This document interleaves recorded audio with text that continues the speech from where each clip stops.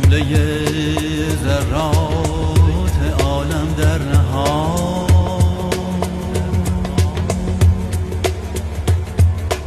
با تو میگوید روزان و شبان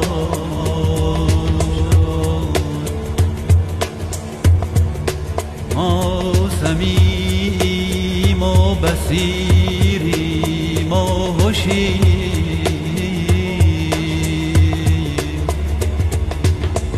با شما نامحرمان ما خاموشیم.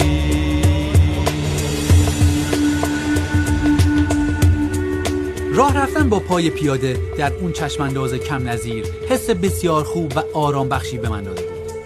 اما چیزی در میون این تپه های ماسه‌ای وجود داشت که جذابیت طبیعت رو چند برابر کرده بود و اون چیزی نبود جز درختی بسیار زیبا و خاص که به این اقلیم تعلق داشت.